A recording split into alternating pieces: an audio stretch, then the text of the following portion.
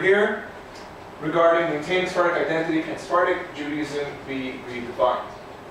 After this, of course, we'll have the survey and as well as open discussion. Please ask questions also during the slides because we're going to be going through subject for subject.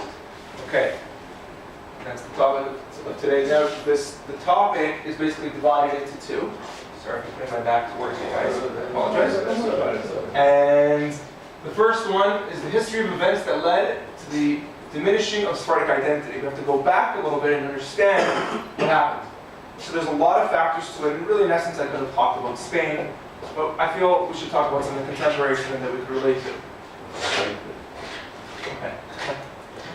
Okay, good. First one, State of Israel. The second one, Sephardic girls' discrimination. The name game, the pride game. I just gave all these names. And Ashkenazi influence, one chief rabbi, social norms, and assimilation. These are the factors for the first part, the diminishing of Sephardic identity. The second one is now maintaining Sephardic identity. Can Sephardic Judaism be defined? And I mentioned over here the Sephardic questions, and a whole list of questions that we just have to think about, and really makes us think. Our work is cut out for us, which we're going to get into that. Individuality brings uniqueness. We're known as Yehudim, we're known as individual Jews, Sephardic Jews, and that itself is unique, which we mentioned yesterday. Second to last one is changing the social attitude within the Sephardic framework, to change our attitude.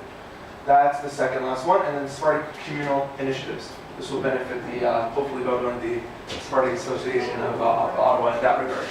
Okay, so we'll move on to the first slide. State of Israel, Jews versus Zionists. I know it sounds interesting, but that's the topic of the article. And I always source, you're going to see through 90% of the slides, the bottom says source, either an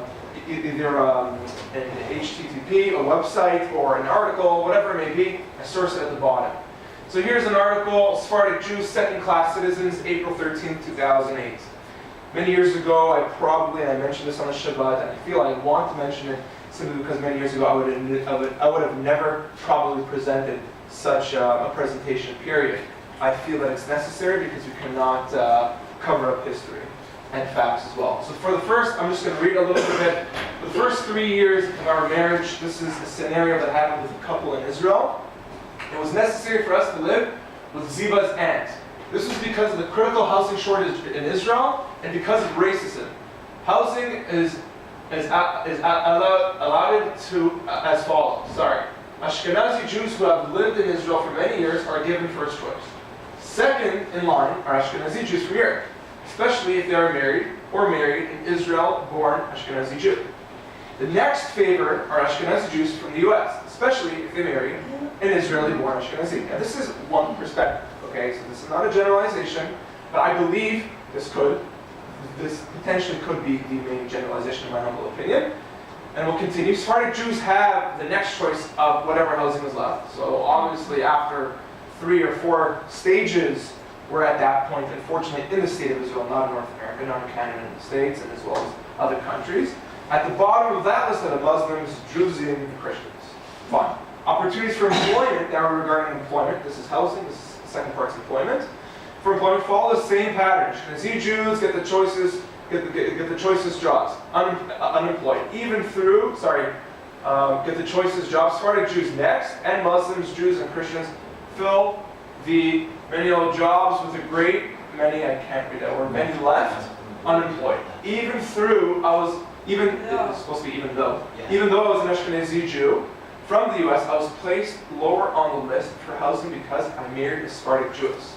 Very interesting. He's American, so it's one stage less. He married a Sephardic girl, one stage others. Okay? Being denied housing was my second experience of the intense racism that exists in Israel.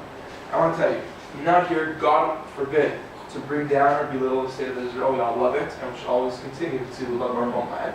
However, no country is perfect.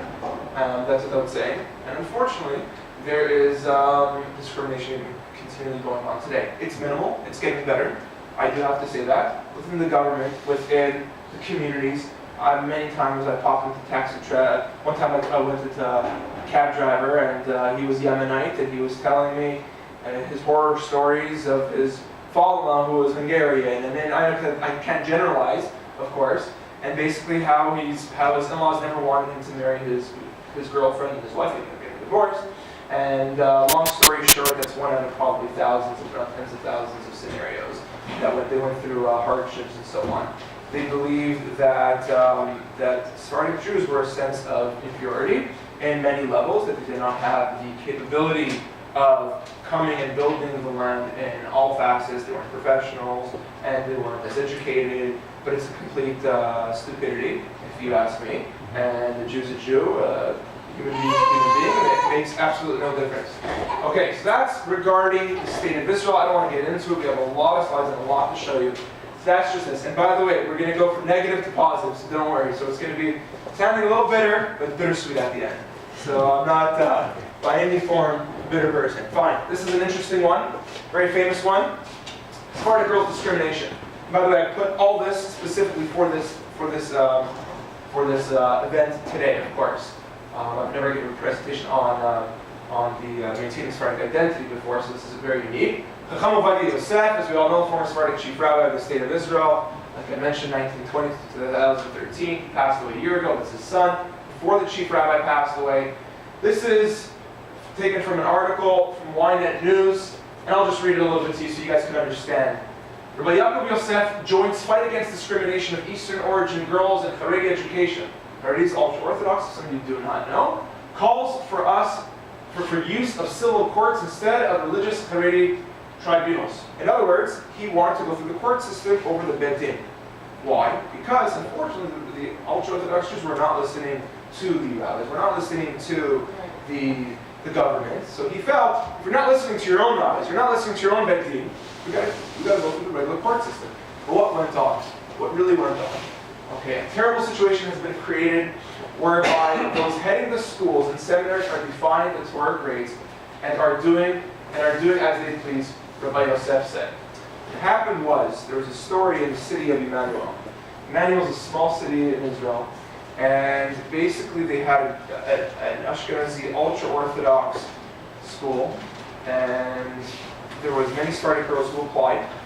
Very well-known story. They applied, and the parents felt, and the teachers, the whole body, the whole student body, the whole faculty felt that these Sephardic girls are going to be a bad influence for the school and for the children and for the children's body and so on. Again, complete stupidity. These are facts. It's online. I've spoken to ministers about this. This is out there. This is nothing that's hidden.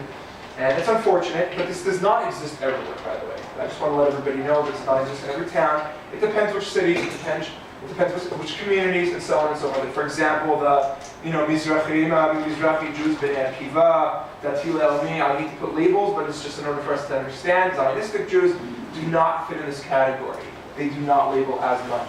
I have to mention that. And as well as secular Israelis do not also, according to my knowledge.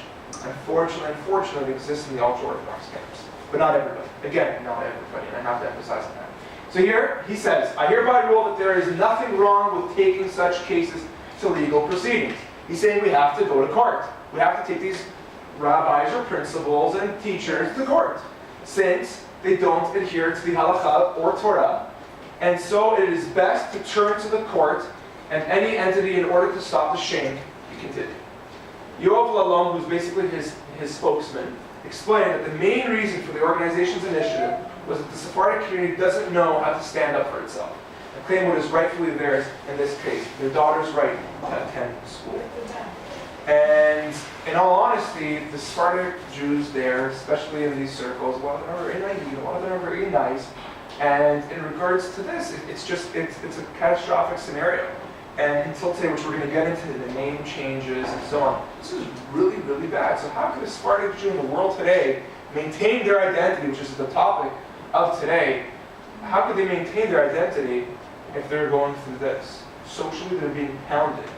Physically, sometimes too, but not as much. And they're living in a country, which is an amazing country, one of the best countries in the world. We all know that. Okay? In all facets, and I could go on and on about the greatness of the state of Israel. But in regards to the social norm within Israel, amongst the Sephardic and Ashkenazi Jews, in this scenario in particular, it's horrible. So it is getting better, and this is one of the many fights that Rabbi Yehuda Azoulay took upon himself. which is a discussion within itself. So you say that it exists more amongst the Orthodox 100%. than it does in Just in Orthodox. In Israel, in Orthodox. Am I right? You live there. I'm a Danish. I used to live in Bnei Brak. I have my own story about that. Okay. Maybe not in this forum, but we can talk about it. Just to give you my own story from that. My brother was Sephardic in Ashkenaz. It's a big story, but just I'm really sad, just in the Orthodox side. You'll never see You will it never anywhere see in it the world. You not see it in Europe. anywhere. Nowhere. Where it's actually hiding, it's hiding basically. In an unreligious group, you will feel it just in a big companies. But Okay, in company, like if you want to go to work in Chevrat Hashmal right? in the Electricity. in the hydro, okay, The hydroelectricity, yeah. you will change your surname to get inside. Sorry? Yeah. Check your surname. Your last You Your will last name. have to change your last name. Which we're going to get into now. Wow. Right. We're going to get into Yeah. that next. The name game, I call it. This is if you're not religious. This is the only. It's thing that you another need. complete, there's a few Spanish people, complete complete stupidity. You know, life is too short, you know, and we have enough enemies trying to destroy us. But We don't like have you to said, have it's any, getting better with the years. Pardon? Like you said, It's only getting better. Every day, better. every week, the world's becoming more tolerant, the world's becoming Yeah. more open as a whole. Okay. And in general, it's not getting. By the way, if you notice again, I mentioned on Shabbat, there's never been a Sephardic prime minister, except for a 6-month period where we transition from one prime minister to the next, and it shows and it says a lot. However, the voices as regular ministers in the state has grown up tremendously. I mean, I would say at least a third of the ministers today in the Israeli cabinet, of 120 ministers, are Sephardic today and have a big voice and very influential. Is there anything analogous to this among others, among newcomer communities like Russian Jews that came? Russian Jews, great question. Russian Jews got better accommodations. Russian Jews got better accommodations than Sephardic Jews. For example, my father fought in the Six-Day War in 1967. He lived in a, I believe, I can't remember the name, in a what's it called? Yeah.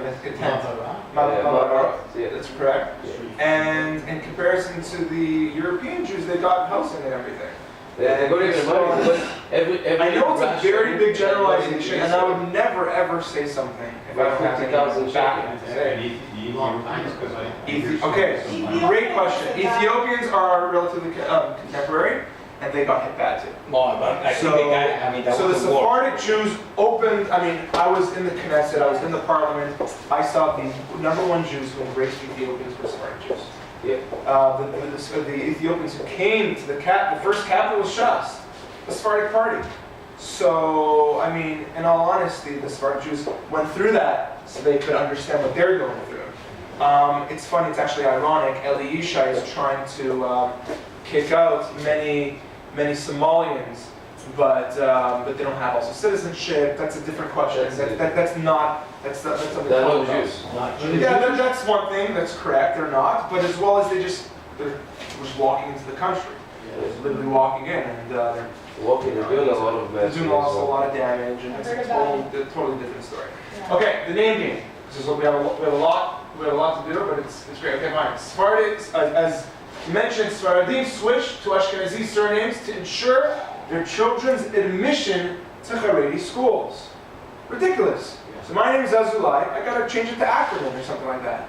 Sorry, never change my name. Okay, and no one should ever change. No Ashkenaz Jew should ever change it to Sephardic or Sephardic to Ashkenaz. Just be who you are. Who cares? Complete stupidity again. Don't worry, we're gonna get to good stuff, positive things. So this is an article from Mishpacha, an ultra-Orthodox magazine, so you're hearing it from within themselves.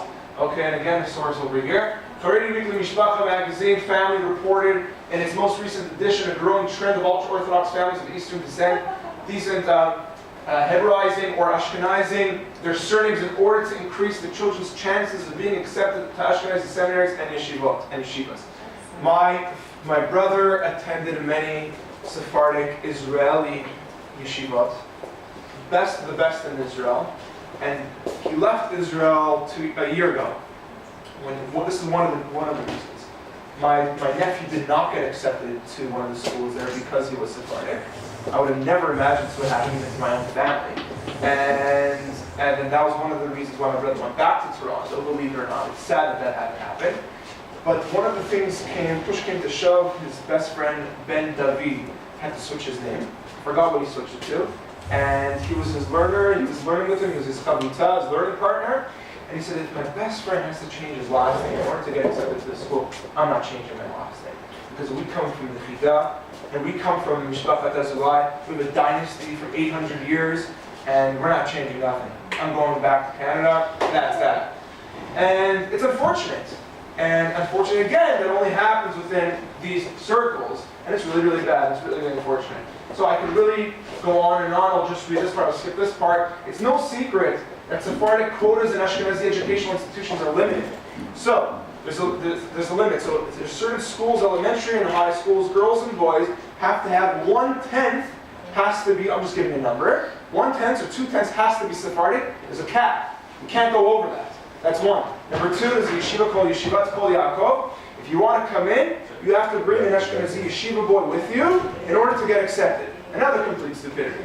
So this is what's going on in the educational system within the state of Israel. Thank God you got some good smart Sephardic rabbis, including Rabbi Yehuda Azoulay, who passed away, and his son. And he also passed away. That's it. Forget the Bedin, forget the rabbis. We're going to the court system. And in all honesty, which we're going to get into, which we're going to discuss of having one chief rabbi or not, what brings unity is not having one chief rabbi. What brings unity is stopping this. It's by not changing your name. This is one of the things that you could potentially stop any discrimination. Well, there's another thing, which when I'm hearing all this, it makes me upset because it also happens not only in terms, like your brother went through just the education system because you're children, but when they get married, that's a different story. It's a different story. I think it has to do with the Sephardic, they have to create their own infrastructure. Enough of breeding their children, grooming their kids in an Ashkenazi infrastructure. They have to create their own, so they can create their own pride in their heritage. So Rabbi Yehuda Azoulay did that, and I believe you went to one of the More schools. schools have to. And the schools did that. It succeeded Yeah. to an extent. That's the best way to define it. It succeeded where he built dozens and dozens of schools. Right. His operation by the tens of thousands. Nobody did that in the state of Israel. Right. No one had that influence. However, again, they feel, even Sephardic Jews feel, that the Ashkenazi institutions are more on the top. Okay, are the Scranton, are the Yale of these schools. And if they're always putting that mindset, which we're going to talk about mindset, about the cycle of a youth being later on, it's the attitude. The attitude has to change. If the attitude changes, so it's again a big problem. So we're going to go back a little in history, discussing the pride of Sephardic names in comparison to the total opposite of changing names, which is complete stupidity. Rabbi Dr. David D. Soapol, he was the rabbi of the Shearith Israel congregation. I discussed it on Friday night. One of the first Sephardic congregations in New York or in all of America in the 17th century. Okay, the Sephardic spirit was a very positive one within their own identity. Exactly what we're talking about is identity. The tradition of noble past and the possession of an honored family name. Any name here that we have, Nahon, whoever it may be, Seror, Ben Mergi, and so on and so forth, these have big names. They hold a lot of weight in Jewish history. Have never allowed poverty and depression to degrade the Lebanite Jews and rob them. Lebanite, they're just putting a name to it. Okay, rob them from their self-respect. Would it be wrong were we to regard any Abulafia and Abuhab, Akamdi, etc., all the names, as members of the lower classes? We would never degrade them in any regard, even though they may be peddlers or shoe polishers. They do not regard themselves in this way. There's a mistake there. They do not regard themselves in this way. So, and I'll continue over here. A Judeo-Spanish proverb states, this is a good one. Basta mi nombre que es Abarbanel. In other words, my name suffices, it is Abarbanel. My name itself carries a lot of weight. Okay, I don't have to explain it. Okay, having an illustrious name like Abarbanel, as we all know, Rabbi Abarbanel, Rabbi Yitzhak Abarbanel from the 16th century, okay, was enough to give a person a deep sense of pride and self-respect, a feeling of being part of nobility. That's what we had back then. Why can't we have that now? We do have that, If you go to the Syrian community, the Sephardic community, I think they're probably one of the best in that regard. It's like sort of an honor to be a Sephardic Jew in the New York Syrian community because they're very influential. They're not just financially wealthy. It's not just that. They're accomplished. They're educated, and so on and so forth. And we all are. But it's just they're one of the biggest in the world, I guess, collectively. And this is one of the perfect examples that we could make, that we could understand. By the way, this rabbi was a very influential rabbi, and he's actually contemporary. He was not from 400 years ago, but he was a part of that synagogue from the Shearith Israel congregation. By the way, Yehuda, it's all cool. I think there's another, I don't know if it's him or a brother or a cousin of his who also led the Spanish Portuguese in Montreal for a number of years too. Makes sense. Makes sense. Mm-hmm. It's like a franchise. Yeah. Yeah. Okay. So now we're going to Ashkenaz influence, a very sensitive topic. Okay. For the Ashkenazim here. There's so much Don't- Ashkenazi here. Do not think, it's fine. Do not think that there's anything being directed to you. God, heaven forbid. Okay. Ashkenazi influence, the Ashkenazification of the Sephardim, and as we all know, we cannot hide history, we cannot hide facts, and this is what it is, and we have to take it and understand it and deal with it. Okay, this is from Rabbi Chaim David HaLevi. I love this rabbi, Sephardic Chief Rabbi of Tel Aviv, Yafo in the 70s. This is what he says, and this is his quote. The final takeover of power from the traditional Sephardim by the Ashkenazi rabbinical establishment in Eretz Israel was marked with the death of Rabbi Uziel. Once Rabbi Uziel passed away, that was it, according to this rabbi. From the rabbinical perspective, the establishment of the office of the Ashkenazi chief rabbi in the 1920s, which I discussed yesterday, only then it got established. We always had chief rabbis.